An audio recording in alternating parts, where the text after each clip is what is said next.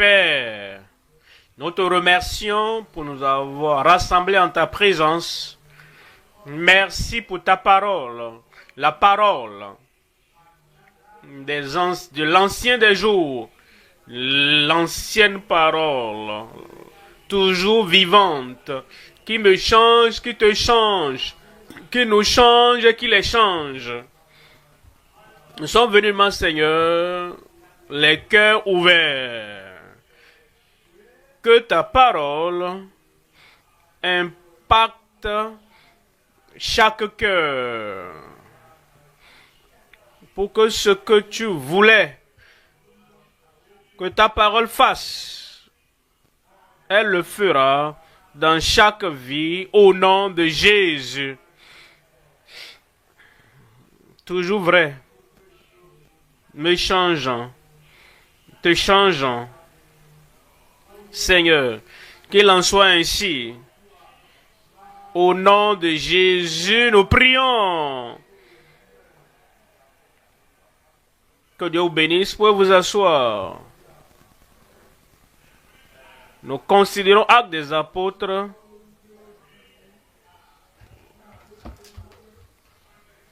Chapitre 4 des Actes, verset 29. Acte 4, 29. Acte chapitre 4, verset 29. Et maintenant, Seigneur, vois leurs menaces et donne à tes serviteurs d'annoncer ta parole avec une pleine assurance.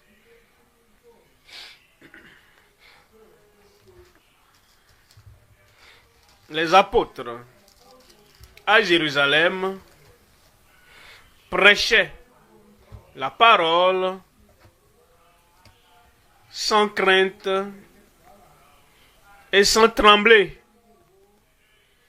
Ils avaient élevé Jésus-Christ, le Sauveur, comme Rédempteur, comme le seul qui sauve, le seul qui nous enlève du péché et nous conduit à la rédemption, au pardon, au salut. Il n'y a aucun autre nom qui a été donné parmi les hommes par lequel quiconque à Jérusalem ou en Judée ou en Samarie ou n'importe quelle partie du monde sous le soleil puisse être sauvé. C'est le nom de Jésus. Parce qu'il a payé le prix. Il a versé son sang. Il a offert le sacrifice. Ainsi donc, le salut vient seulement à travers lui. Plusieurs sont venus au Seigneur, mais les religieux de son temps, ils n'ont pas apprécié que la concentration, l'emphase était déplacée de leur personnalité. Uniquement le nom de Jésus qui sauve soit le seul thème dans la bouche des gens. Ils voulaient que leur position, que leur tradition, que leur statut, que leur religion soit le thème principal du pays. Alors, ils ont saisi ces apôtres et les ont jetés en prison. Ils les ont persécutés. Et ils les ont appelés pour les menacer. Vous remplissez Jérusalem de votre doctrine. Vous nous mettez de côté. Vous, même publiquement, vous voulez faire retomber le sang de cet homme, Jésus, sur nous. Maintenant, ils ont dit, vous devez arrêter. Ne le faites plus. Ne continuez plus. Vous pouvez prêcher mais ne prêchez pas Jésus. Vous ne pouvez pas prêcher son salut, la sanctification. Ne prêchez pas la sainteté. Ne prêchez pas le royaume de Dieu. Nous aussi, nous prêchons, mais nous prêchons la tradition. Apprenez de nous. Nous prêchons la religion. Apprenez de nous, mais ne prêchez plus Jésus. Et ces apôtres ont répondu. Voyez, s'il est bon aux yeux de Dieu de vous écouter plutôt que d'écouter le Seigneur, jugez-en. Mais nous devons prêcher, dire ce que nous voyons, ce que nous avons entendu. Alors, ils sont venus vers les autres apôtres, les autres frères. Et ils ont commencé à prier. Ils ne priaient pas pour que la persécution s'arrête quand votre fardeau est plus lourd. Priez pour des épaules plus larges pour porter ces fardeaux. Quand la persécution est plus forte, ne priez pas pour que les persécuteurs meurent. Priez pour qu'une grande force, pour avoir plus de puissance, de plus grande sagesse, vous soit donnée. Pour que, comme la persécution monte, devient plus forte, que votre cœur, votre pensée, votre conviction, votre courage, votre foi monte et aille de plus haut pour supporter cette persécution. Voilà pourquoi ils étaient rassemblés. Il dit, maintenant Seigneur, écoute leurs menaces et accorde à tes serviteurs d'annoncer ta parole avec une pleine assurance. Verset 30. Verset 30. En étendant ta main pour qu'il se fasse des guérisons, des miracles et des prodiges par le nom de ton saint serviteur Jésus. Verset 31. Dans le verset 31, quand ils eurent prié, le lieu où ils étaient assemblés trembla. Quand ils eurent prié, il y a différents types de prières.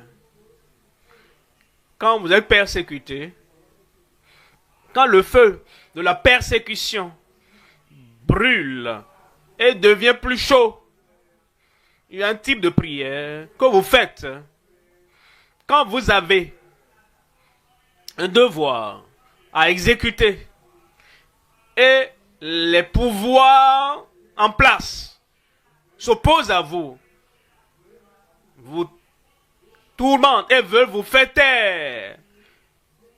Et vous voulez toujours continuer à exécuter le devoir. Il y a un type de prière que vous faites. Quand vous recevez l'évangile qui doit être envoyé dans le monde entier, partout dans le monde, et vous voici au point de départ à Jérusalem, et on veut même que vous fermez la bouche, là-bas même, au départ, et vous voulez aller vers le monde entier, jusqu'aux extrémités de la terre. Et vous savez, si on vous détruit à la maison, si on vous réduit à néant à Jérusalem, si on vous réduit à néant au point du départ, il n'y a pas d'espoir que vous pourrez aller jusqu'à la fin du monde. Il y a un type de prière que vous faites. Ça, c'est le type de prière qu'ils ont fait. Ils ont Ils ont prié à haute voix. Ils ont prié du plus profond de leur cœur. Ils ont prié voulant la puissance et la grâce pour faire, pour être tout ce qu'ils devraient être. Et ils savaient que ces mêmes personnes,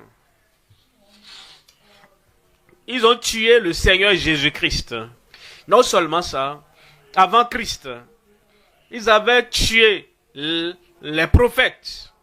Et ils savaient que ces gens-là pouvaient les tuer. Ils ne tuent pas leur corps. Ils pouvaient aussi tuer l'esprit. Et quand vous savez que si votre esprit est tué, votre vision est tuée, si votre vie est ensevelie, ce n'est plus possible d'aller dans le monde entier pour prêcher l'évangile à toute la création. Mais il y a un type de prière que vous devez faire. Voilà pourquoi, quand ils eurent prié, le lieu où ils étaient assemblés trembla.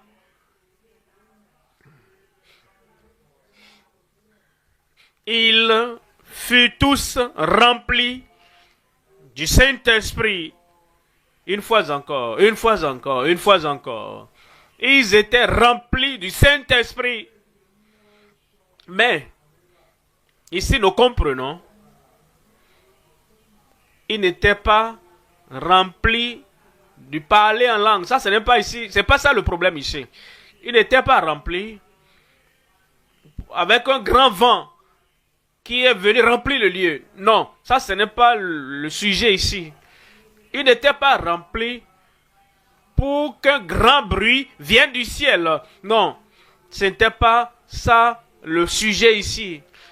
Le sujet ici, c'est d'avoir la force, la puissance, le zèle, la ferveur, de continuer à proclamer l'évangile malgré la persécution et malgré les persécuteurs. Et parfois,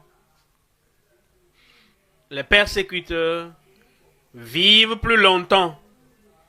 Parfois, les persécuteurs sont forts et ils vont de force en force. Parfois, les persécuteurs ne sont pas affaiblis et ne sont pas stagnants. Alors, si vous confrontez aux persécuteurs qui sont bien portants, en bonne santé, qui ont le pouvoir, ils ont d'autorité, et ne s'affaiblissent pas chaque jour, mais qu'ils deviennent plus forts chaque jour, il y a un type de prière que vous devez faire. Et Dieu a exaucé leur prière. Et Dieu va exaucer ta prière. Et ils ont eu le progrès à travers la purge, malgré la persécution. N'est-ce pas là la joie du ministère, la persécution, mais les âmes sont sauvées. Ça, c'est la chose glorieuse. Persécution, mais l'Église est purgée. Ça, c'est la chose importante. La persécution, cependant, les gens sont envoyés de la terre au ciel. Ça, c'est la chose importante. Persécution, et nous devenons plus forts, plus profonds, et nous allons plus haut. Ça, c'est la chose importante. C'est ce que nous considérons maintenant dans la parole de Dieu. Le progrès à travers la purge, malgré la persécution. Il y a 3 points à considérer. Premièrement, la persévérance délibérée pendant la persécution douloureuse. Ne comprenez pas mal, la persécution peut être douloureuse, mais si la paix du cœur est plus grande, plus élevée que la douleur de la chair, vous pouvez supporter cela. Si la paix dans ton cœur est plus grande, plus profonde, plus rassurante que la douleur que vous ressentez, alors vous pourrez continuer à faire du progrès. Deuxième point, le progrès particulier. Le progrès particulier, pas un progrès ordinaire, particulier. Et on dit le progrès particulier malgré une purge particulière. Le diable n'a pas pu vaincre l'Église de l'extérieur. Alors, il a amené quelque chose de l'intérieur. Et Dieu merci, l'Esprit de Dieu était là pour purger cette souillure, cette tromperie, ce mal qui s'est infiltré. Alors, pour cela, ils ont continué à avoir un progrès particulier, malgré une purge particulière. Troisième point. Les sacrificateurs persuadés est devenu disciple pour le partenariat passionné. Le partenariat passionné. Les sacrificateurs qui étaient dans l'ordre de la société religieuse du pays, comme ces apôtres et prédicateurs allaient, ne craignant pas. Quand vous prêchez et qu'il y a la peur, la crainte dans votre cœur, le diable le verra. Et le diable va s'en servir. S'il y a le tremblement dans votre voix, s'il y a la crainte dans votre cœur, vous pensez à la douleur, vous pensez à la pression du monde, vous pensez au danger qui peut survenir dans votre vie. Vous n'êtes pas concentré. Quand il y a la crainte, les gens le sauront. Et ces sacrificateurs ne seraient pas convertis. Ils peuvent écouter des messages de ceux-là qui avaient tellement peur, qui étaient trop conscients de ce qu'ils pouvaient endurer, mais parce qu'ils ont prêché la parole fidèlement, de façon intrépide, de façon délibérée. Il y a des sacrificateurs qui s'étaient donnés au Seigneur. Même si ces sacrificateurs faisaient partie des persécuteurs d'avant. Le monde n'a pas changé. La Bible n'a pas changé. La puissance du Saint-Esprit n'a pas changé. Aujourd'hui, nous allons continuer à avoir du progrès. Le progrès délibéré, la persévérance délibérée, le progrès particulier. Nous continuons à l'avoir au nom de Jésus. Le premier point, la persévérance délibérée pendant la persécution douloureuse. On nous dit en Actes, au chapitre 4, verset 18. Actes, chapitre 4, verset 18. Et les ayant appelés, ils leur défendirent absolument de parler, d'enseigner au nom de Jésus. Prêcher, enseigner, mais pas dans le nom de Jésus. Verset 19. Verset 19. Pierre et Jean leur répondirent: jugez s'il est juste devant Dieu de vous obéir plutôt qu'à Dieu. Vous élevez au-dessus de Dieu. Vous donnez la première place au-dessus de Dieu. Vous craindre plus que de craindre Dieu. Tremblez devant vous lorsque nous ne tremblons pas devant Dieu. Jugez-en s'il est juste devant Dieu, devant l'homme également, de vous obéir plutôt qu'à Dieu. Et faites de vous des dieux. Jugez donc-en. Verset 20. Verset 20. Car nous ne pouvons pas ne pas parler de ce que nous avons vu et entendu. Il y a 3 éléments dans ce premier point. Premier élément, la persécution prophétisée des pionniers pieux. Deuxième élément, la persécution douloureuse des prédicateurs de l'évangile.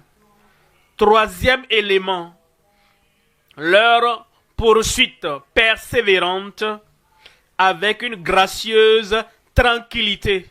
Premier élément, la persécution prophétisée des pionniers pieux. Quand vous considérez la parole de Dieu, et vous savez que ce qui se passe a été prophétisé, ça doit vous amener à tenir. Ce n'est pas une arrière-pensée. Le Dieu qui vous a appelé, le Christ qui vous a commissionné, en avait déjà parlé. Il a dit, ça viendra. Et quand vous voyez cela, vous devez comprendre. Voici ce que le Seigneur avait prédit, prophétisé. Et c'est venu. Alors, ils ont pu tenir. Matthieu 5, verset 10. En Matthieu 5, 10. Heureux ceux qui sont persécutés pour la justice, car le royaume des cieux est à eux. La prédiction, la prophétie a montré qu'il y aura des persécutions et il y aura des récompenses pour ceux qui continuent à tenir, continuent à faire la volonté de Dieu, même lorsque la persécution est là. Et la persécution, comme Jésus le dira plus tard, peut venir des membres de ta maison. Dans une maison, 2 sont convertis et 3 ne sont pas convertis. Et les gens oublient la parenté de sang et ils persécutent ceux-là qui sont liés à eux. Jésus a dit que ça viendra. Pourquoi alors voulons-nous être surpris? Verset 11.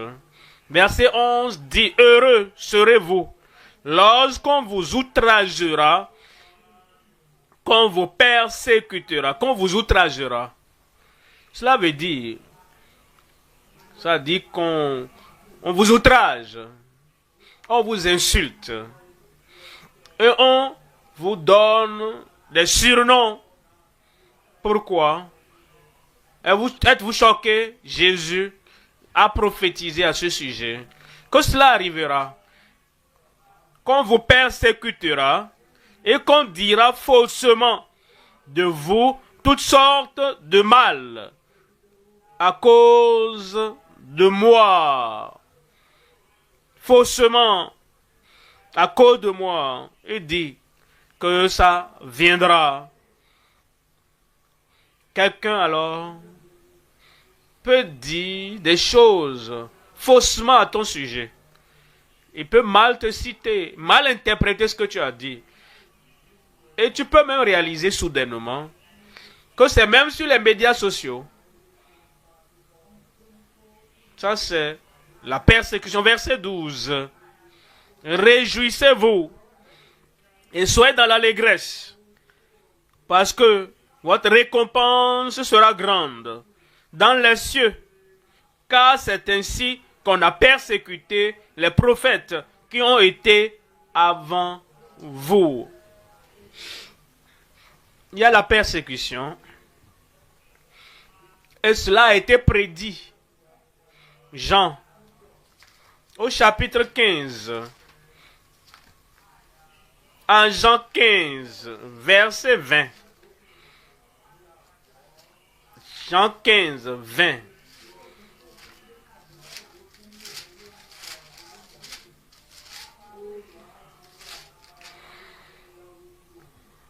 Souvenez-vous de la parole que je vous ai dite. Le serviteur n'est pas plus grand que son maître. S'ils m'ont persécuté, moi, votre maître et Seigneur, ils vous persécuteront aussi. S'ils ont gardé ma parole, ils garderont aussi la vôtre.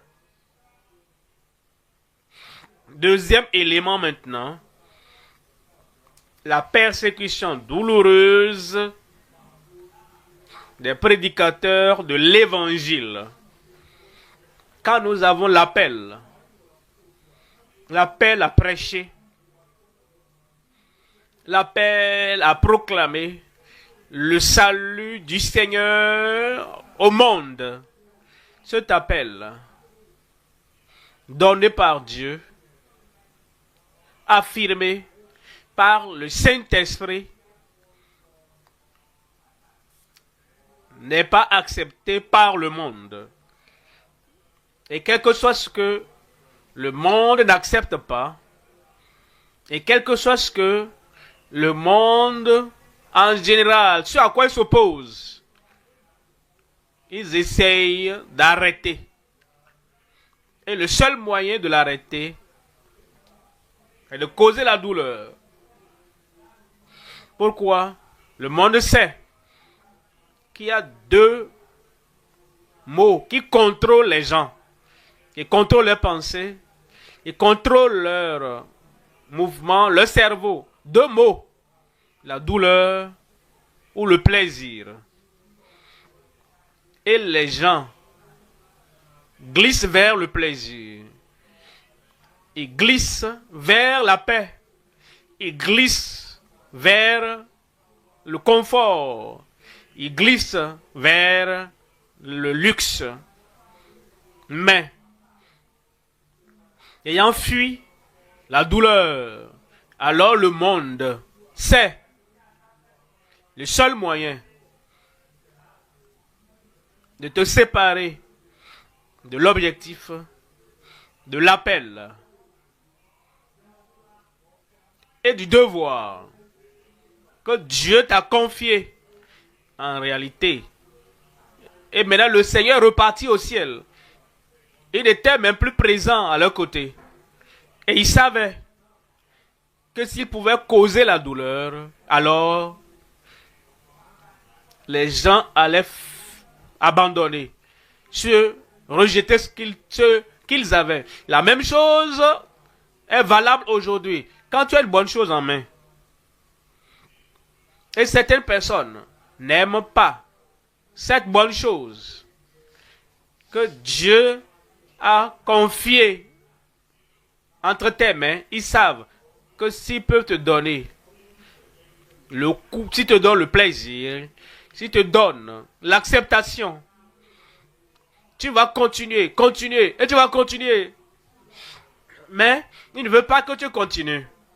Alors, l'autre alternative, c'est de causer la douleur. Et en fuyant la douleur, tu fuis l'appel. Acte au chapitre 5, verset 40. Acte 5, 40. Il se rangeait à son avis, ayant appelé les apôtres, il les fit battre de verges. Comprenez la manière dont Jésus a été battu. Comment ils avaient ses fouets. Et ces fouets avaient des branches. Et au bout de ces branches, il y avait des pieds aigus, des métaux aigus, des vers aigus, attachés au bout.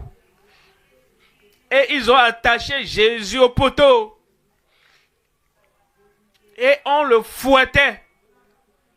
Et son dos était déchiré à cause des objets aigus. Et les juifs étaient autorisés à donner 40 coups. Mais dans la pratique, ils donnaient 39 afin qu'ils ne dépassent pas les 40. Même un seul fouet peut déchirer la chair du dos.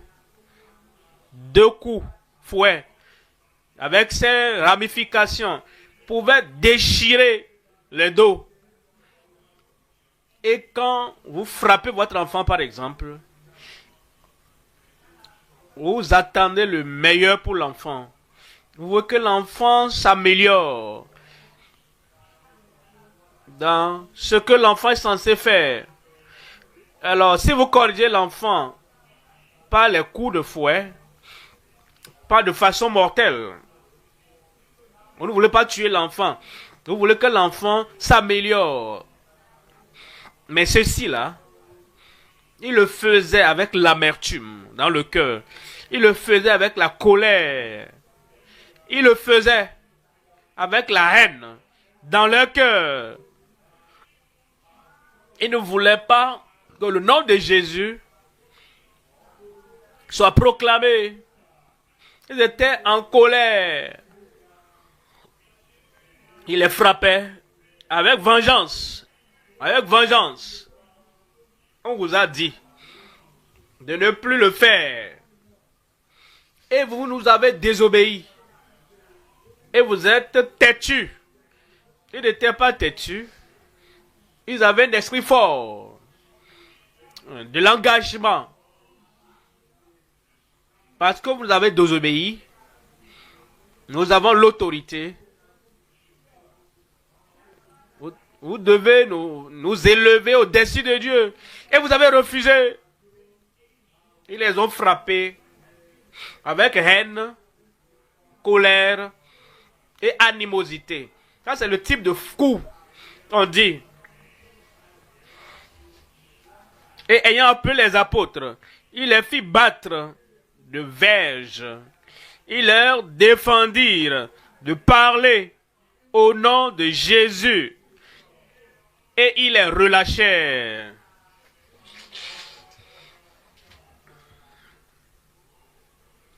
Allez, mais ne faites plus.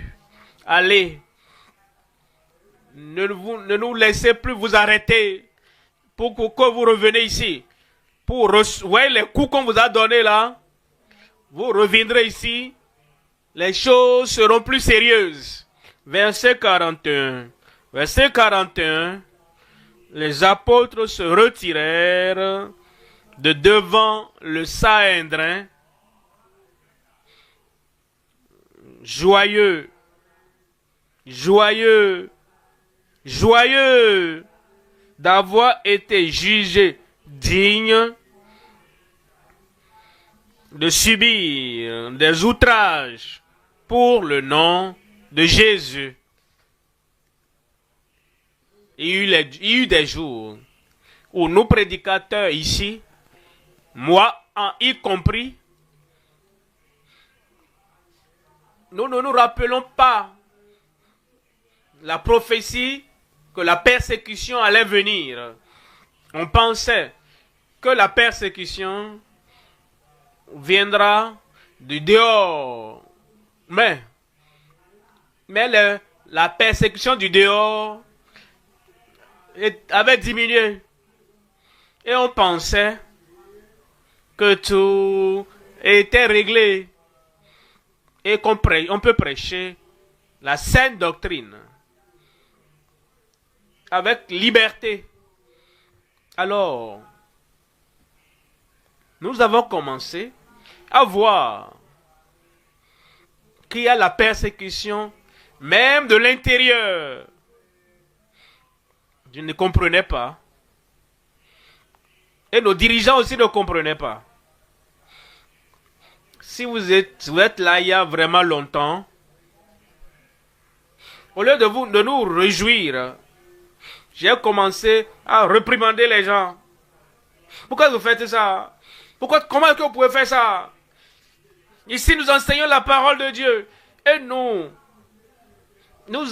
sommes les pionniers de la parole. Ça, c'est la vie profonde. Et moi, et certains, nous sommes jetés sur eux.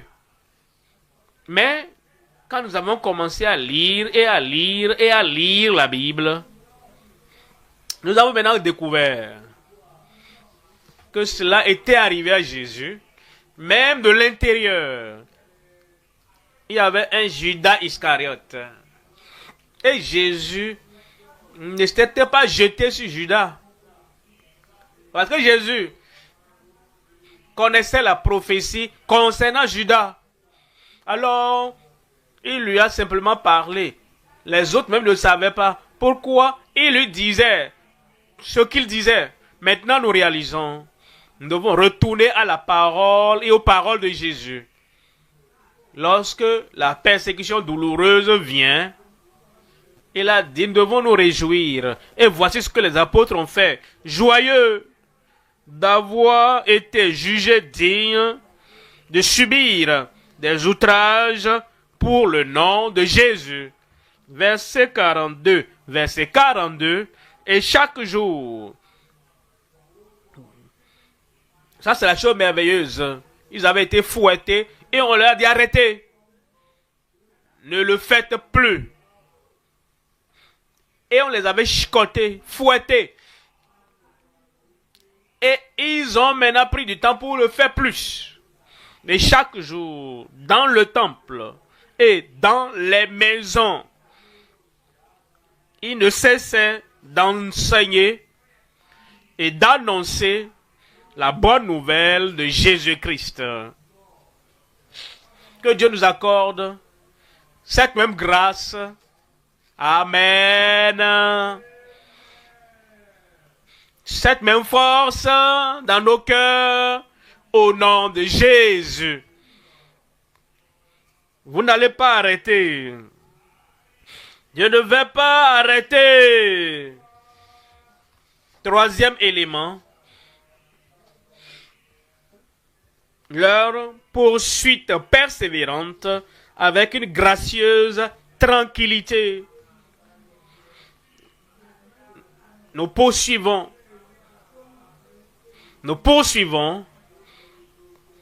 pas avec des palpitations de cœur. Lorsque la persécution survient, nos cœurs ne doivent pas se mettre à battre. Quand la persécution survient, ta tension artérielle doit toujours être à la normale. Parce que tu peux avoir un arrêt cardiaque si les persécuteurs augmentent la persécution. Et tu oublies que tu dois te réjouir. Ta force est dans la joie.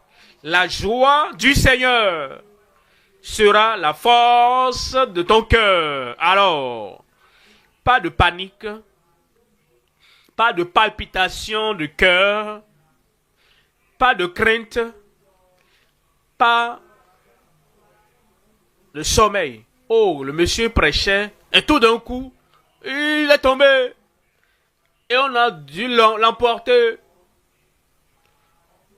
Si tu as la peur du cœur, pas de palpitation cardiaque, pas de crainte soudaine qui survient dans ta vie à cause de la persécution qui a commencé. Il n'y aura pas d'arrêt cardiaque. On ne tombera pas pour qu'on puisse porter le prédicateur pour l'amener peut-être pour les premiers soins, verser de l'eau sur lui, lui chercher un ventilateur ou l'amener à l'hôpital plus tard. Si ça devient plus sérieux, non. Ta persévérance dans ta poursuite avec une gracieuse tranquillité.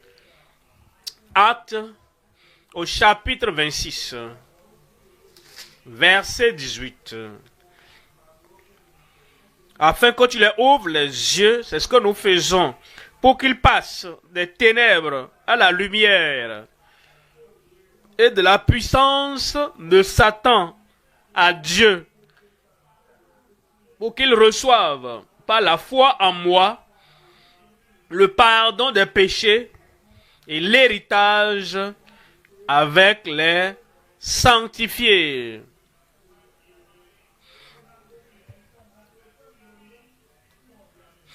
Verset 19. En conséquence, roi Agrippa, je n'ai point résisté à la vision céleste. Tu ne vas pas perdre ta paix. Tu n'auras pas l'hypertension.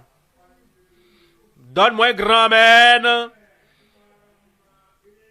Cela veut dire, quel que soit ce que tu vois, quel que soit ce que tu entends, quel que soit ce que tu lis, quel que soit ce que tu sens, quelle que soit la persécution qui est suscitée contre toi, tu gardes ta paix, tu gardes la puissance de l'esprit, tu gardes ta concentration et tu gardes ton appel. Et tu ne seras pas désobéissant, rebelle, résistant à la vision céleste au nom de Jésus. En Acte 14, verset 21. Acte, chapitre 14, verset 21. Quand ils eurent évangélisé cette ville et fait un certain nombre de disciples, ils retournèrent à Lystre, à Icône et à Antioche. Verset 22. Verset 22. Fortifiant l'esprit des disciples, les exhortant à persévérer dans la foi et disant que c'est par nous les prédicateurs et les croyants,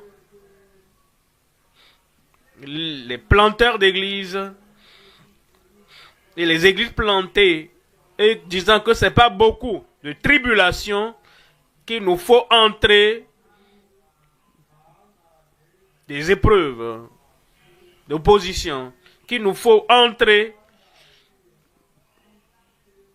par beaucoup de tribulations, de persécutions, qu'il nous faut entrer dans le royaume de Dieu. Tu entreras. J'entrerai. Mais tu ne dois pas alors te soucier du renfrognement des mines. Ça, c'est après le royaume. Est plus élevé, plus grand.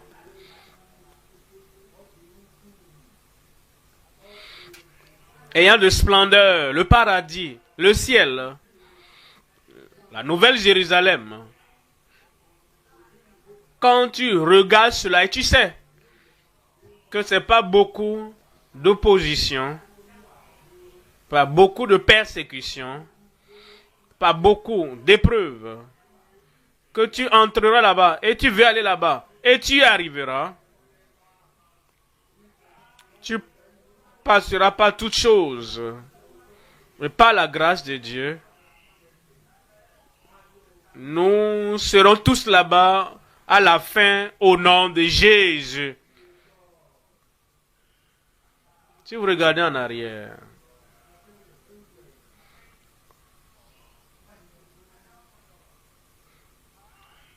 il y a des moments dans notre vie,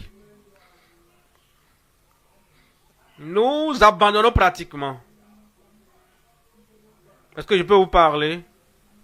Répondez-moi, non? En 1951, en tant qu'enfant, j'étais confronté à des défis.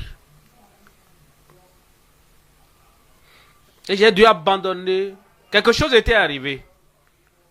Et je me suis dit, si c'est comme ça, je ne vais plus continuer les études. Et la nouvelle, et en ce moment, à la rentrée suivante, mon papa a dit, retourne à l'école. J'ai dit non, monsieur, je ne vais nulle part. Cette chose que tu as fait, tu m'as fait là, ce que tu m'as fait là, j'ai décidé de ne plus retourner à l'école. En 1951. Et vous savez, mon papa, militant, il a dit, tu ne vas pas? Qu'est-ce que tu veux faire? J'ai dit, je vais au champ. Il m'a donné coupe-coupe. Il m'a envoyé au champ. Lui-même et moi-même, on se querellait pour quelque chose. Finalement, mon papa a baissé le ton et m'a demandé ce que je voulais. Et je lui ai dit. Et il a maintenant réparé ce qui n'allait pas. Alors j'étais retourné à l'école. Pourquoi est-ce que je vous dis ça? Ça, c'est en 1951. En 1961, j'ai quitté le secondaire avec de grands résultats. 51, 61. Et je pense toujours à cela. En 1954,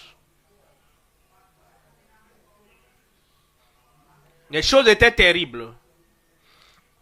Chaque classe, je ne vais pas mentionner son nom,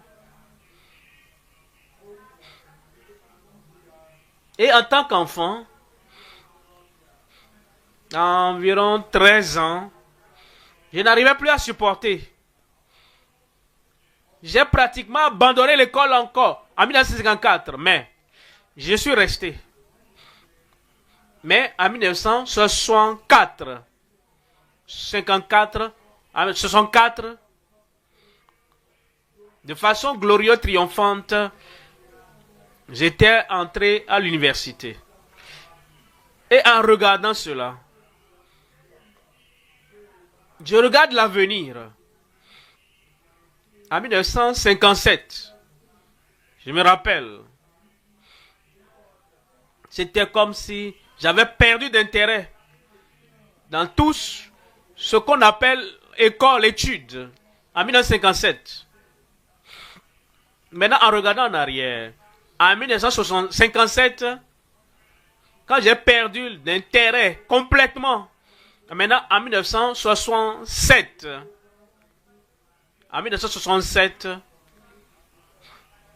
j'avais fini les études avec distinction en mathématiques. Alors, mais au début, 51, je ne savais pas ce qui allait arriver en 61. Au début, en 54, je ne savais pas ce qui arriverait en 64. Au début, en 57. Je ne savais pas ce qui arrivera en 1967. Et quand je regarde ma vie, j'ai vu ce premier point, j'ai vu 10 ans plus tard le second point. Maintenant, quand je regarde les défis d'aujourd'hui, je regarde la persécution d'aujourd'hui, je regarde les douleurs, la pression d'aujourd'hui. Maintenant, j'ai appris. Quand vous regardez le point de départ, regardez aussi le point d'arrivée. Pensez toujours dans votre vie et regardez à cette chose qui vient dans l'avenir. Vous n'allez pas échouer. Vous n'allez pas tomber. Vous n'allez pas abandonner. Vous n'allez pas abandonner au nom de Jésus. Deuxième point, le progrès particulier malgré une purge particulière. Ici, nous voyons 3 éléments. Premièrement, la purge particulière pour préserver le corps. Deuxième élément, la purge personnelle pour garder le croyant pur. Troisième élément, la purge délibérée pour garder l'épouse précieuse. Premier élément, la purge particulière pour préserver le corps. En Actes, chapitre 5, quelque chose est arrivé. Ananias, membre de l'Église, voulait la vaine gloire, l'honneur moins cher. Alors, lui et son épouse ont vendu une possession.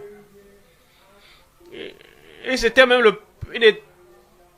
il n'était pas le premier à le faire. D'autres l'ont fait et ils amenaient le montant aux apôtres. Alors ils ont aussi décidé. Nous aussi, nous allons rentrer dans le livre des gens d'honneur de l'Église. Ils ont vendu leurs biens. Ananias, le mari, a amené une partie de l'argent. Il n'y a pas de problème. Si c'est ce que vous voulez faire. Mais Pierre a demandé, est-ce que c'est tout? Il a dit oui. Certains utilisent le mot oui sans réfléchir. Pierre a dit, mais pourquoi Satan a-t-il rempli votre cœur au point où vous mentez au Saint-Esprit? Quand la chose était là, c'était pour vous. C'était sous votre contrôle, en votre pouvoir. Vous avez décidé de donner. Pourquoi mentir à ce sujet? Et le Saint-Esprit, voulant purger le corps de Christ, Ananias est tombé, est mort. Ils l'ont pris pour l'enterrer.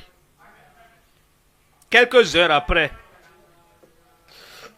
la femme, Saphira, est venue. Et Pierre a demandé, dis-moi maintenant, tu dois être plus tendre, tu es une femme. Est-ce à ce prix-là que tu as vendu le terrain? Tu as entendu parler du salut. Tu as entendu parler des nouvelles créatures. Tu avais entendu parler de la sanctification. Être transparent. Mais elle est allée dans l'autre direction. Et Pierre a dit, pourquoi Satan a-t-il aussi rempli ton cœur pour que vous accordiez pour mentir à Dieu? Elle aussi, elle est tombée. Et on nous dit, quand cela est arrivé, la purge, purger le corps, afin que le corps soit préservé. Acte 5, verset 11. Une grande crainte s'empara de toute l'assemblée et de tous ceux qui apprirent ces choses. Mais est-ce que cela a arrêté l'Église, la croissance de l'Église? Verset 12. Verset 12. Beaucoup de miracles et de prodiges se faisaient au milieu du peuple par les mains des apôtres. Ils se tenaient tous ensemble au portique de Salomon. Le réveil a continué. Le réveil va continuer. Deuxième élément, la purge personnelle pour garder le croyant pur. Dans votre vie personnelle, on ne doit pas attendre pour la discipline de l'Église. On peut se discipliner nous-mêmes. On peut se purger nous-mêmes. On peut examiner nos vies et dire ceci n'est pas bon, telle autre chose n'est pas bonne. Si tout le monde était comme ça, est-ce que l'Église peut-elle avancer? Et par conséquent, personnellement, tu te purges toi-même. En 2 Corinthiens, au chapitre 7, verset 1er, ayant de telles promesses, bien-aimés, purifions-nous de toute souillure de la chair et de l'esprit, en achevant notre sanctification dans la crainte de Dieu. En 2 Timothée, au chapitre 2, verset 21. 2 Timothée 2, 21. Si donc quelqu'un se conserve pur, n'attends pas que les autres le fassent. Tu es homme, tu es une femme, membre, enfant de Dieu, se conserve pur. En s'abstenant de ces choses, il sera un vase d'honneur, sanctifié, utile à son maître, propre à toute bonne œuvre. La purge nous qualifie, utilisable entre les mains du maître, propre à toute bonne œuvre. Troisième élément maintenant, la purge délibérée pour garder l'épouse précieuse. La purge délibérée pour garder l'épouse précieuse. Nous sommes l'épouse de Christ. Et quand Christ viendra, en tant qu'époux, il viendra chercher une épouse purgée, purifiée, sanctifiée, sainte, juste. Apocalypse 19, verset 7. Apocalypse 19, verset 7. Réjouissons-nous et soyons dans l'allégresse et donnons-lui gloire, car les noces de l'agneau sont venues et son épouse s'est préparée.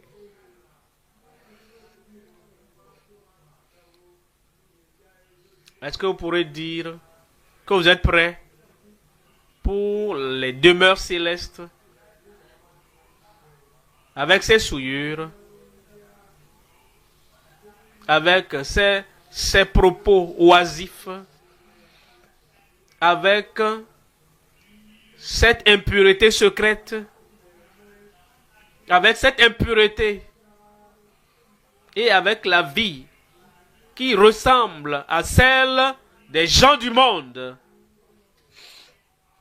fais-tu partie de l'épouse de Christ? Es-tu purgé? Es-tu purifié? Es-tu prêt pour le retour de l'époux? Son épouse s'est préparée. Tu dois le faire de toi-même. Le prédicateur prêche. C'est ce que tu appliques de la prédication qui te purge. Le prédicateur, le pasteur, peut même publiquement te corriger. Mais ça ne te purge pas. C'est ce que tu fais de la correction qui apporte la purge personnelle, la préparation pour le retour du Seigneur. Ton épouse peut t'appeler à un moment très sérieux. Lorsqu'elle est si attristée en regardant ta vie, en regardant ta soi-disant liberté avec les femmes, avec la domestique, la liberté avec ces adolescentes de l'église.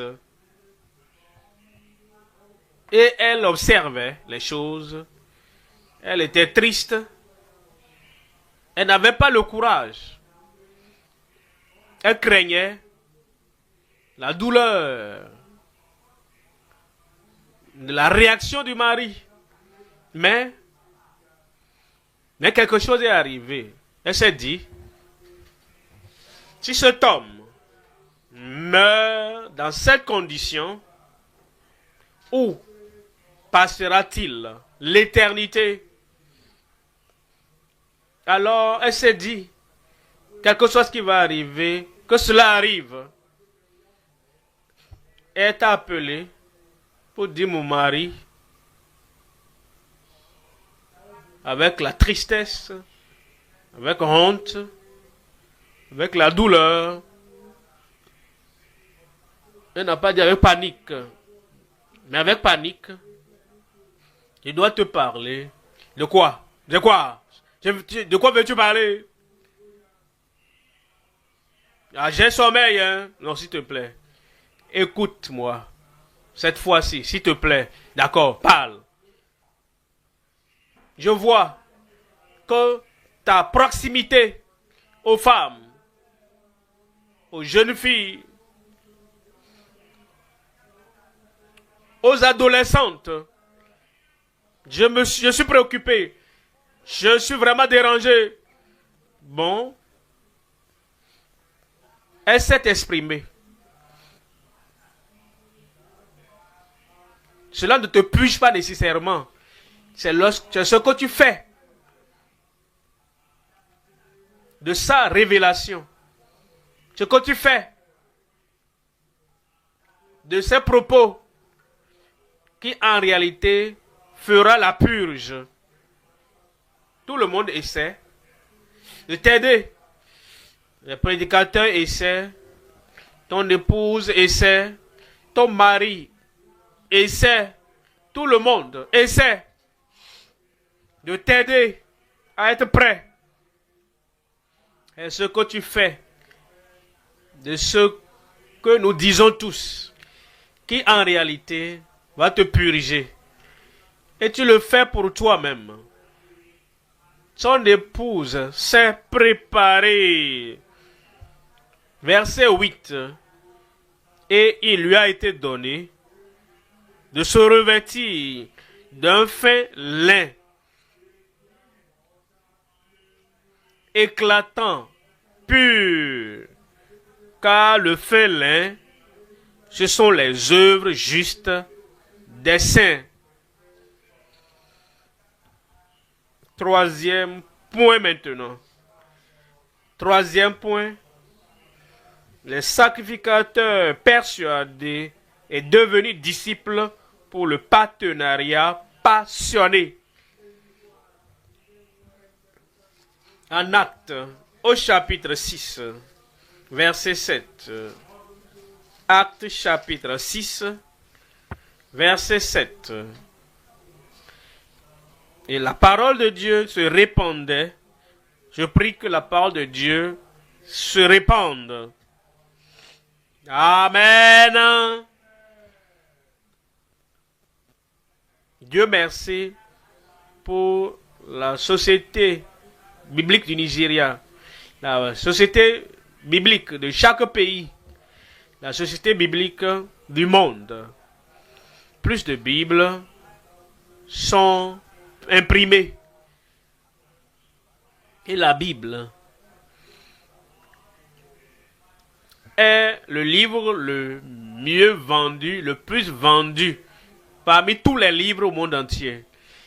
Certains ont 3 Bibles, certains ont 7 Bibles, certains ont même plus. Ils ont la Bible normale, la Bible avec les références, la Bible avec concordance, ils ont la Bible avec notes, ils ont des Bibles annotées, Bible et Bible. Et la parole de Dieu se répandait. Ce n'est pas ce type-là. Il n'y avait pas d'imprimerie à l'époque. La parole de Dieu, dans les 12 apôtres, transmise aux 120, la parole de Dieu, elle se répandait, transmise à 3000, et ils persévéraient dans l'enseignement des apôtres, se répandait, transmise aux 5000, la parole se répandait, transmise aux multitudes, la parole se répandait. Maintenant, transmise des gens ordinaires aux sacrificateurs, se répandait de plus en plus le nombre des disciples, augmentait beaucoup à Jérusalem, et une grande foule, pas un petit nombre, une grande foule de sacrificateurs obéissaient à la foi. La foi vient de ce qu'on entend. Et ce qu'on entend vient de la parole de Dieu. Vous avez la parole qui pénétrait leur cœur et leur vie.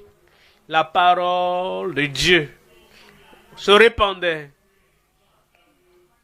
Et une grande foule de sacrificateurs obéissait à la foi.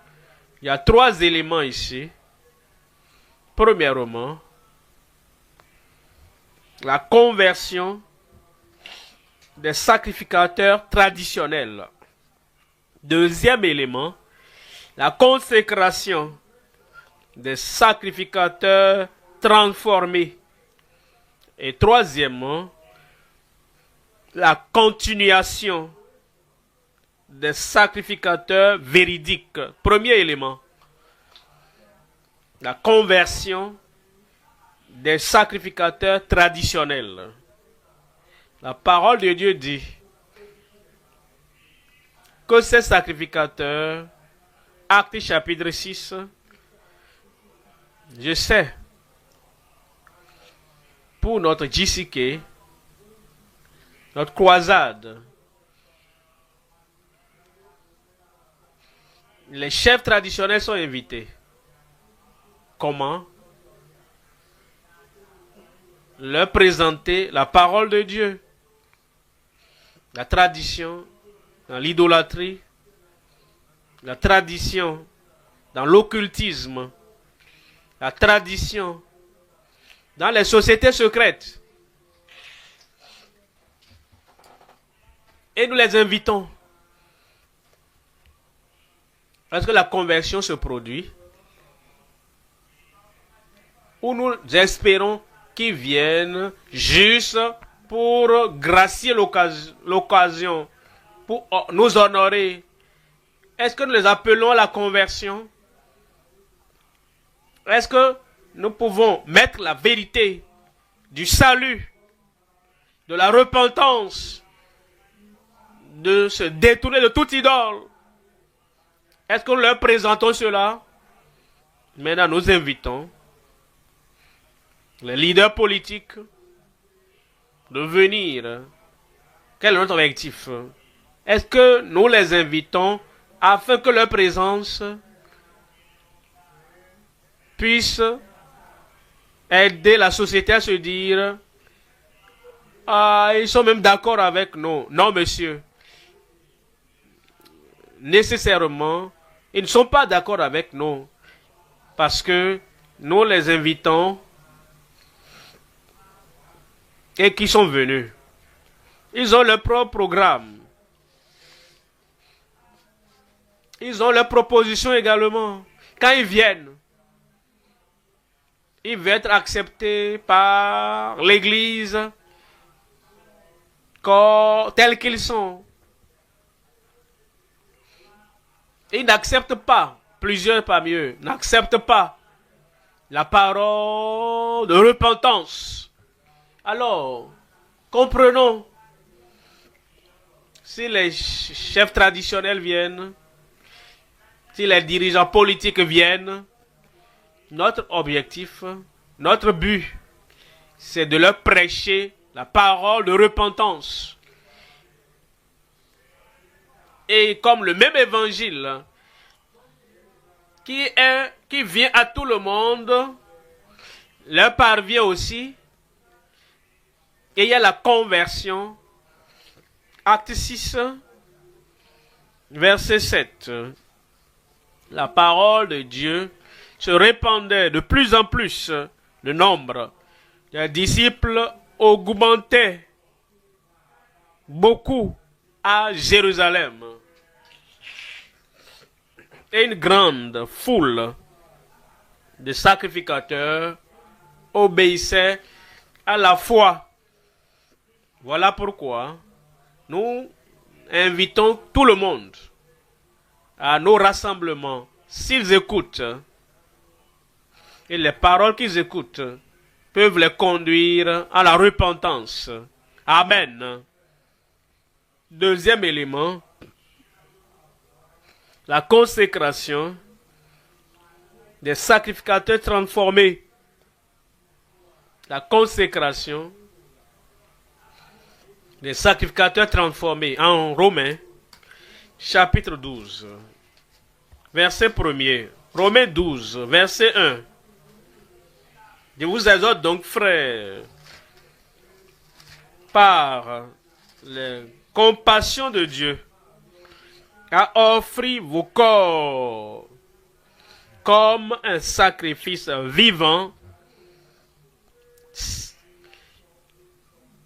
Quand vous venez au Seigneur, que vous soyez pauvre, paysan, sacrificateur ou politique, votre corps auquel que vous livrez pour les marques traditionnelles, les scarifications, pour les alliances sataniques, pour des choses auxquelles vous avez vendu votre corps. Et ce corps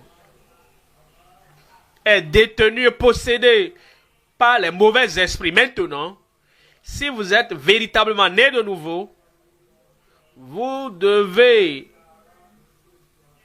vous désengager, rejeter toutes ces alliances et les rejeter. Vous devez vous en détourner. Si vous avez des habits, des substances, des livres, de l'alliance satanique, vous devez les brûler. Des bagues, les perles, les bracelets, vous devez les jeter afin que votre corps ne soit pas pour des choses idolâtres, afin que vous offrez votre corps comme un sacrifice vivant, saint. Si vous êtes né de nouveau, véritablement né de nouveau, votre corps que vous livrez aux anciennes copines, aux anciens copains, votre corps que vous livrez aux anciens lesbiens, le corps que vous livrez à ceux-là qui vous souillent dans la relation des sodomites. Tout cela, vous devez vous en repentir. Ça, c'est le vrai salut. Et ces choses ne continuent plus. Saint, agréable à Dieu, ce qui sera de votre part un culte raisonnable. Si vous ne quittez pas ces choses pour dire que vous servez Dieu, c'est un service irraisonnable. Verset 2. Verset 2 dit, ne vous conformez pas au siècle présent, mais soyez transformés par le renouvellement de votre pensée, de l'intelligence, afin que vous discerniez quelle est la volonté de Dieu, ce qui est bon, agréable et parfait. Le troisième élément maintenant, la continuation des sacrificateurs véridiques. La continuation. Ces sacrificateurs sont venus, ils ont cru, ils se sont repentis, ils se sont détournés des traditions de l'occultisme, de la souillure, de la société. Et maintenant, ils sont restés, ils sont demeurés avec les apôtres et les disciples, apprenant et vivant par ce qu'ils apprenaient.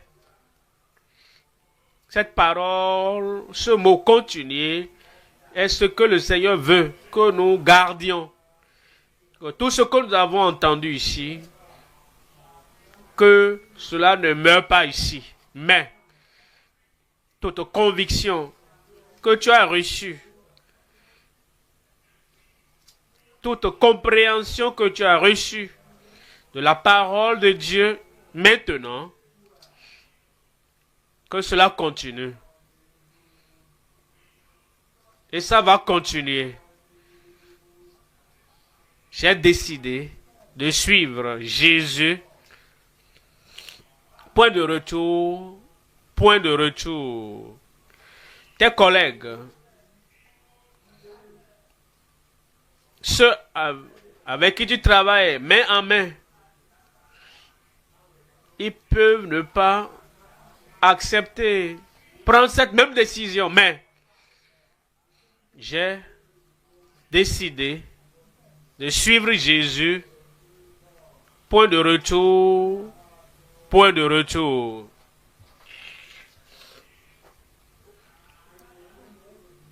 Quand j'ai donné mon cœur, ma vie à Jésus-Christ, le 5 avril en 1964, il y avait un ami. On allait ensemble. On était ensemble avant cette période. Dans l'église des boubous blancs. On gardait les bougies, on brûlait l'encens. On portait le boubou blanc, mais lui-même et moi, on n'avait aucune compréhension de la repentance, de la régénération, de la restitution et de la rédemption. On continuait, on allait saison sèche, saison pluvieuse, on allait ensemble. On marchait même sur des voies dangereuses dans la nuit, juste pour arriver là-bas. On tapait les tam-tams. On faisait tout ce qu'il faisait, mais j'ai commencé à entendre l'évangile en 1963 et en 1964. J'ai donné mon cœur à cela. J'ai quitté ce lieu, l'adoration traditionnelle, parce que cela n'ajoutait rien à ma vie. Mon ami était mécontent. On était anciens dans la même école. Et le matin, monsieur tel, je me rappelle encore le nom bien sûr, s'il venait et je disais bonjour, il me regardait et il se tait. Pas de réponse. Ça ne me disait rien. C'est moi qui étais converti. Mais lui n'était pas converti. C'est ce que les gens inconvertis font. Et les convertis, nous avons également notre mode de vie. Le lendemain, si je le voyais, je disais avec enthousiasme, bonjour. Il me regardait comme si je sortais d'un lieu sale. Il ne me répondait pas. Et ça a continué comme ça. Et j'ai continué à le saluer. Pas de réponse. Mais un jour, parce que je n'ai pas abandonné. Tu ne vas pas abandonner non plus. Je n'ai pas abandonné. Est-ce que tu vas abandonner? J'ai dit bonjour. Et voici, il a dit bonjour. Ce n'était pas aussi bon comme je le voulais, mais Dieu merci, un changement venait. Et j'ai continué. Et un samedi, je l'ai vu. Il n'a pas pu me feinter. J'étais là, il était là. Et j'ai dit, tu sais quoi? Je t'invite à cette nouvelle église que je fréquente maintenant, tel dimanche. Tu iras avec moi? Je n'ai pas demandé, est-ce que tu iras avec moi? Non. Il peut dire non. J'ai dit, tu iras avec moi? Il a dit, d'accord.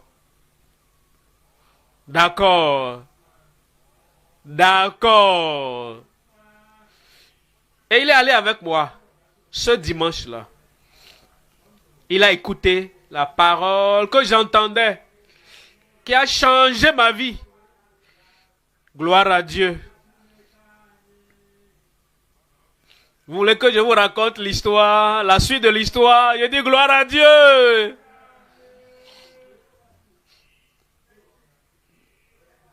Il est né de nouveau.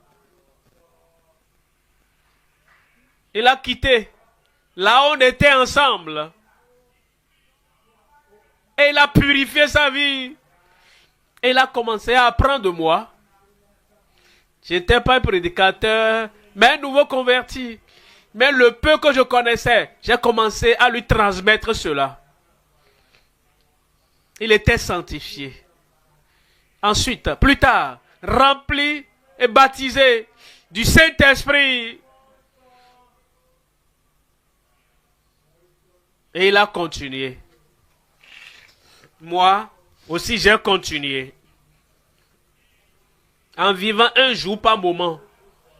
Un jour à la fois, ne permettant à aucune chose qu'on ressent, une chose qu'on voit, tout ce qu'on endure, ne permettant à aucune de ces choses de nous faire battre en retraite. Nous allons tous continuer au nom de Jésus. Jean, chapitre 8, verset 30.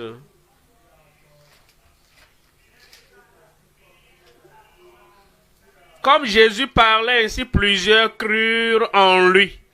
Verset 31. Et verset 31. Et il dit aux Juifs qui avaient cru en lui. Si vous demeurez, vous continuez, je vais continuer. Si vous demeurez, continuez dans ma parole, vous êtes vraiment mes disciples. Continuez. Jésus dit,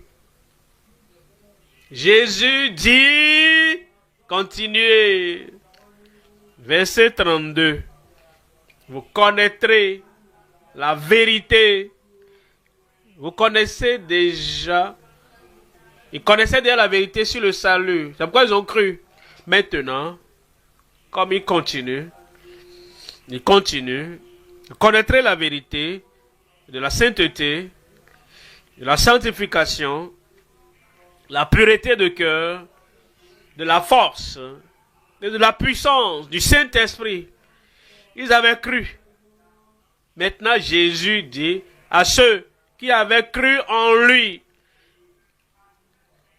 la vérité limitée qu'ils avaient entendue pour le salut, si vous continuez, vous demeurez, la vérité, continuez dans la vérité, vous connaîtrez la vérité, et la vérité vous affranchira. La vérité vous affranchira.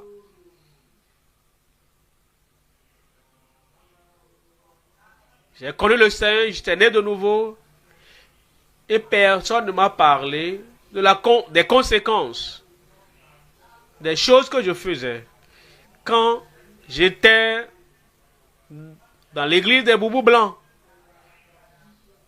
les choses qu'on mangeait, spécialement des prophètes, et l'eau qu'on buvait, spécialement venant de ces prophètes, et des choses qu'ils faisaient et qu'ils portaient. L'église dans laquelle je fréquentais, il n'y avait pas de suivi, littéralement, pour dire tel lien, annulé, détruite, ôtée. Mais, quand j'ai continué, t'es né de nouveau, le fondement est posé, et ainsi de suite, j'étais sanctifié. Ainsi de suite, finalement, j'ai été baptisé du Saint-Esprit. Ainsi de suite, les liens de l'adoration traditionnelle, les rêves, les troubles et les pressions dans les nuits.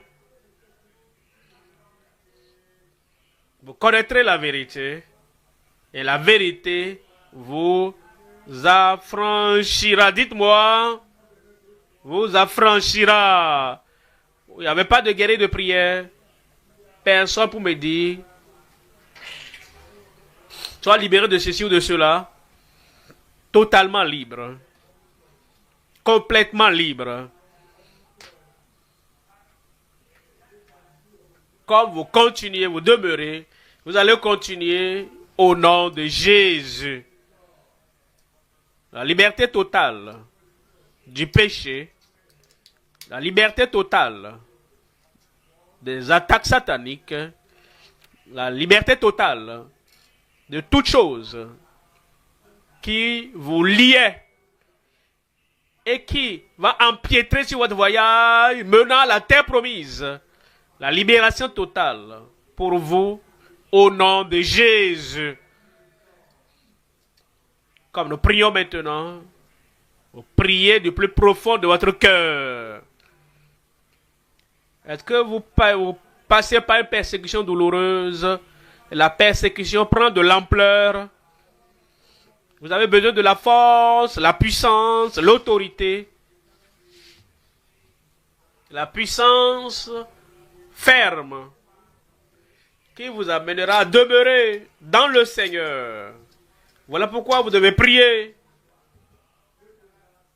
Ne permettez pas aux persécuteurs d'être plus forts que vous. La purge dont vous avez besoin la purge personnelle, la purge familiale, la purge pour l'épouse de l'agneau, pour que votre vie soit si pure, purgée, et le Seigneur va vous sanctifier, vous rendre prêt, digne, propre, pour l'usage du Maître. Et nous serons prêts pour toute bonne œuvre. Alors, pour vous, pour qu'on soit stable, pour continuer à un niveau supérieur dans la foi, que le Seigneur le fasse dans chaque vie au nom de Jésus. Nous allons maintenant nous lever et prier. Seigneur, me voici. Seigneur, me voici. Regarde ta vie. Est-ce qu'il y a de persécution? S'il n'y a pas de persécution, tu dois alors te poser des questions pour voir si vraiment tu es un vrai enfant de Dieu. Parce que quiconque qui vit pieusement en Jésus-Christ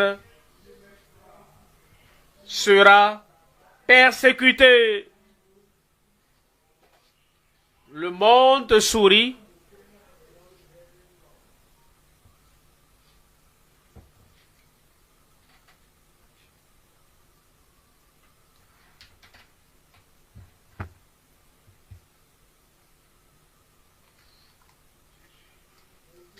Est-ce que tu pries? Continue. Voici le moment d'avoir la grâce, la force, la puissance, la vision, d'être concentré pour continuer.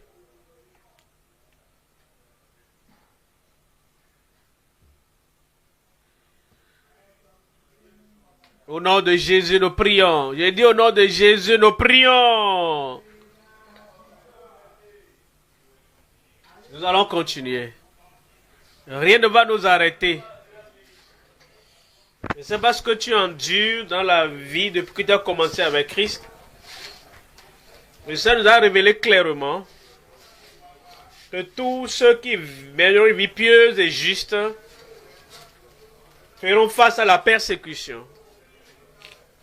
Peut-être que tu es confronté à la persécution au service, dans la famille, persécution même dans l'église. Ça nous a dit que cela a été prédit et il nous donnera la force. Et nous avons vaincu au nom de Jésus. Nous n'allons pas baisser les bras à cause de la persécution. Cela veut dire que nous devons être objectif, délibéré. Que cela va venir et ce sera douloureux, ce sera difficile, mais nous devons continuer, nous allons prier. Seigneur, donne-moi la grâce pour tenir.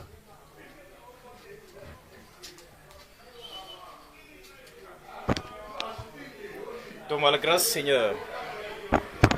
Les pionniers de la foi ont pu traverser comme cela a été prophétisé. Seigneur, comme ils n'ont pas cédé, je ne céderai pas à mon temps. Je ne retirerai pas ma main. Je m'accrocherai à toi. La grâce qui les a gardés, que cette même grâce me soit donnée. Voyez ce qui est arrivé à Pierre. Comment ils ont été jetés en prison. Comment ils ont refusé de fléchir devant les persécutions et les problèmes. Ils ont choisi d'obéir à Dieu plutôt qu'aux hommes. Pierre n'est plus, Jean n'est plus, tous les apôtres sont partis. C'est maintenant ton tour. La même grâce qui les a gardés est disponible. Prie et dis Seigneur, ta grâce m'est suffisante. Je vaincrai. Comme ils ont vaincu, je vaincrai. Si ton maître a été mal compris et on lui a donné des noms de sobriquets, prie pour que tu puisses vaincre et je vaincrai. Je ne serai pas découragé par le Seigneur dans la prière.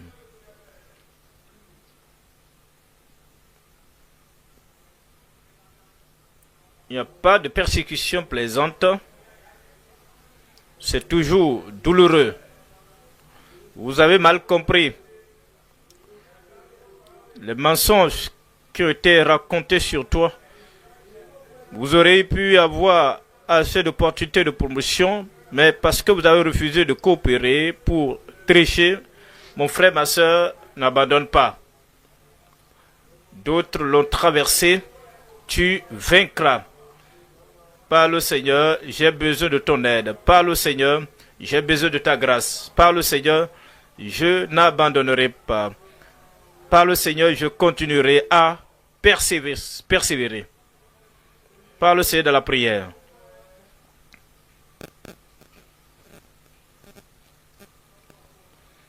Les problèmes étaient là, les épreuves, les tribulations, mais il y avait le calme, la paix dans leur cœur.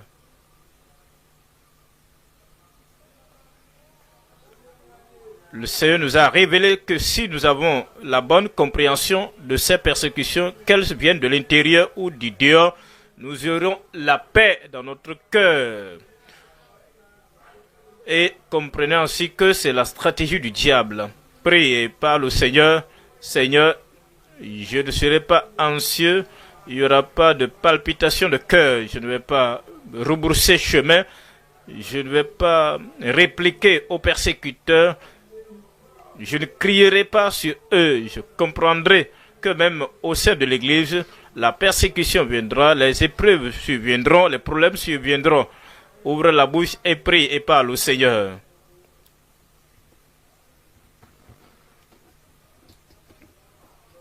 Parle au Seigneur, je ne perdrai pas ma paix. Lorsque les persécutions viendront, je resterai focalisé, concentré. Peu importe les défis, mes mains sont posées sur la charrue, point de retour. J'aurai les regards fixés sur Jésus, le chef et le consommateur de ma foi. Je ne serai pas ébranlé.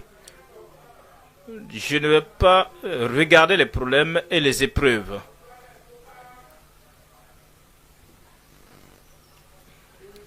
Parle, Seigneur, dans la prière. Tu as entendu les illustrations de notre pasteur.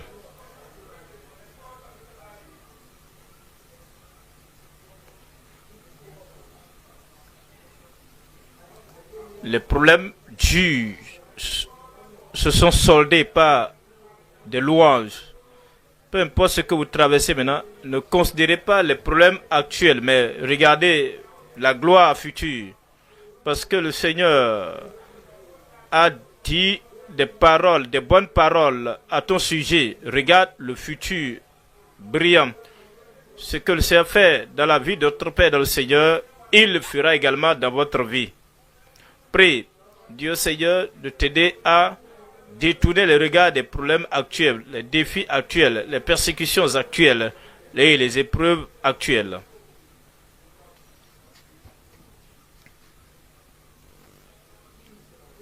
Jésus fut glorifié, tu seras glorifié par le Seigneur dans la prière. Paul a traversé beaucoup de persécutions, de tribulations. Et il pouvait dire, maintenant, il y a une couronne de justice qui m'est réservée. Il a traversé toutes ces choses. Et il peut voir cette couronne venant sur moi, cette couronne qui m'attend. Cette couronne de justice lui a été attribuée parce qu'il a triomphé. Prie, parle au Seigneur. Je préfère me concentrer sur la couronne glorieuse qu'au problème d'aujourd'hui.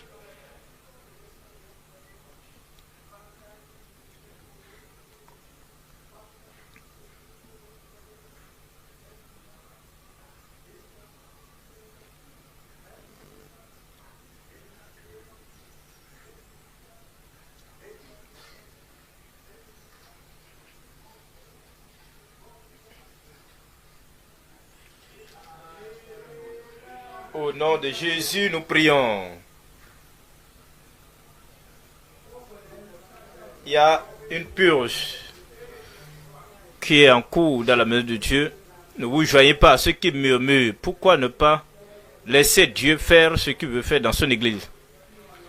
Lorsque la purge est venue au temps d'Ananias et de Saphira, vous savez ce qui s'est passé. La crainte s'empara de toute l'église et l'église a progressé plus qu'on ne le pensait. Quand il y a la purge, c'est pour que l'église puisse croître. Prions que lorsque la purification, la purge viendra, nous n'allons pas nous joindre à la compagnie de ceux qui murmurent.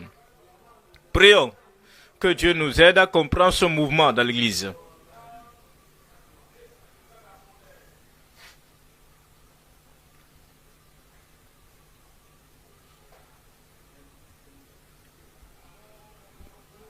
Comme le Seigneur purge son église, nous pourrons ainsi comprendre que nous devons nous présenter devant lui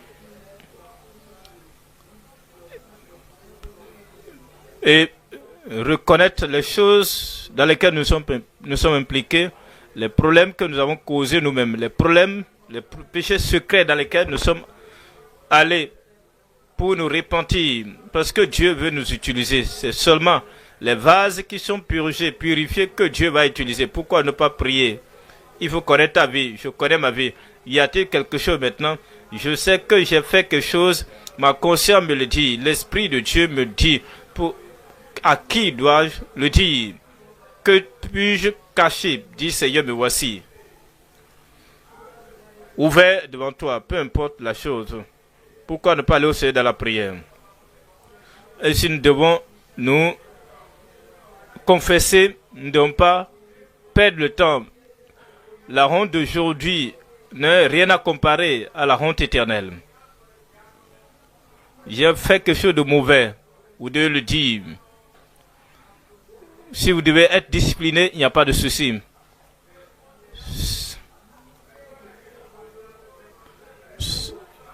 Si vous avez péché, vous ne devez pas attendre jusqu'au dernier jour. Au dernier jour, ce serait trop tard. Pourquoi ne pas s'ouvrir maintenant pour dire Seigneur, purifie-moi, purge-moi, lave-moi. Et nous venons pour dire voir ce qui se passait. Et nous confessons. Et nous nous repentons. Et nous sommes purifiés. Nous sommes lavés. Nous devenons des vases d'honneur entre les mains du Seigneur. Ouvrez la bouche et priez. Examinons-nous. Vérifions toutes choses. La peur de la discipline, mon frère. La discipline, ma soeur. C'est juste pour un temps. Aussi longtemps que nous gardons cette chose, nous cachons cela, nos prières ne seront pas exaucées. Parce que la prière d'un pécheur est une abomination pour l'Éternel. Vous ne pouvez pas venir devant Dieu avec une conscience tranquille si vous avez quelque chose que vous cachez. Vous devez aller au Seigneur, lui confesser. Il est un Dieu de miséricorde, d'amour. Il va pardonner.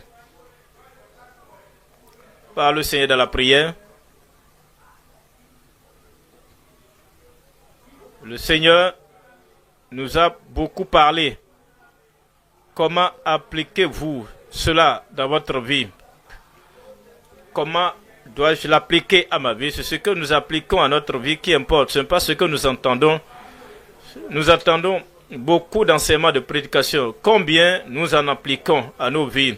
C'est pourquoi nous sommes ici, c'est pourquoi nous prions, c'est pourquoi nous disons Seigneur, le temps de purge est arrivé, le temps de la purification est arrivé. Seigneur, fais-le dans ma vie. Au nom de Jésus, nous prions. Nous devons être reconnaissants au Seigneur pour la JCK qui amène beaucoup de personnes, des personnes élevées à un rang de chef. Mais le Seigneur nous a rappelé, attiré notre attention que la raison pour laquelle ils viennent, ce n'est pas pour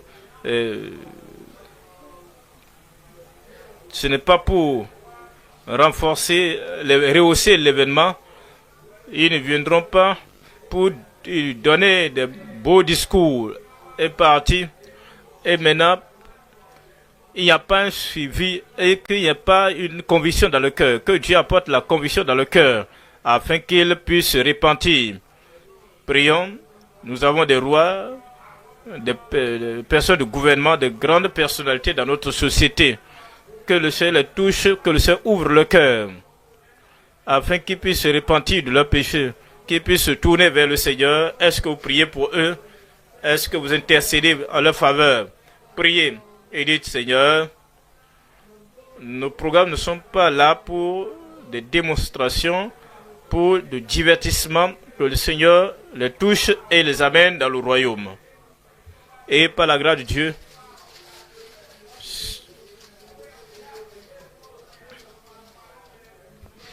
le Seigneur va les toucher comme ses sacrificateurs. Nous allons prier que le Seigneur les reçoive et les établisse, les affermisse dans la foi, qu'ils puissent continuer, que Dieu puisse les utiliser pour amener d'autres dans le royaume de Dieu.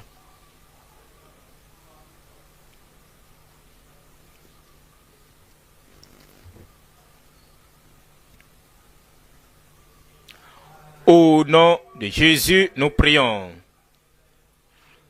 J'ai décidé de suivre Jésus. Je dis, avez-vous décidé de suivre Jésus? Est-ce que vous allez vous retirer? Est-ce que vous allez retourner en arrière? Les disciples ont dit, à qui irons-nous? Tu as les paroles de la vie éternelle. Nous allons dire au Seigneur, je vais continuer. Un jour à la fois, je continuerai. Point de retour. Mes mains sont posées sur la charrue. Les problèmes, les épreuves, la fatigue peut être là, les défis peuvent venir, les persécutions peuvent venir, peu importe ce qui surviendra. Donne-moi la grâce. Je ne regarderai pas en arrière. Je te suivrai jusqu'à la fin. Je continuerai jusqu'à ce que j'entende le son de la trompette. Parce que je sais que si je te connais, j'ai la liberté. L'homme de Dieu a prié. Et aujourd'hui, nous savons que ça a été une journée merveilleuse. Toutes les afflictions, les problèmes sont maintenant partis. Nous sommes libérés. Nous sommes affranchis pour servir, pour marcher avec le Seigneur. La liberté est venue. La vérité a été révélée. Je continuerai à servir le Seigneur. Je le suivrai jusqu'à la fin. Un jour à la fois. Je sais que tu m'aideras à y parvenir jusqu'à la fin. Priez. Au nom de Jésus, nous prions. Notre Dieu et notre Père, nous te sommes reconnaissants parce que ta grâce nous est suffisante. Peu importe ce qui s'est passé dans le passé, tous ces problèmes, ces défis, ces persécutions, Seigneur, nous te sommes reconnaissants parce que tu nous as permis de les traverser, pas pour nous détruire, mais pour nous rendre forts, plus forts. Je prie qu'aucune persécution, aucune épreuve, aucune tribulation ne nous fera ébranler au nom de Jésus. Seigneur, nous serons de plus en plus forts au nom de Jésus. Seigneur, nous n'allons pas nous plaindre à cause de ces persécuteurs et leur répondre comme si ce qui nous arrive est étrange. Non, Seigneur, ce qui est arrivé aux patriarches, aux serviteurs du temps passé, ils sont sortis de toutes ces épreuves. Seigneur, toute la grâce nécessaire, donne-nous au nom de Jésus. Nous allons traverser les tempêtes pour qu'un jour à la fois, comme nous passons un jour à la fois, nous vaincrons, nous porterons la couronne au nom de Jésus. Nous te remercions pour ton serviteur que tu as utilisé à nouveau ce soir. Seigneur, tu vas renouveler sa force. Il ne sera pas fatigué, il ne sera pas épuisé. Il traverse beaucoup de choses. La même grâce qu'il a gardée jusqu'à ce jour. Multiplie cette grâce dans sa vie au nom de Jésus. Nous te remercions pour l'exaucement de notre prière. C'est au nom de Jésus nous prions. Un très bon Amen.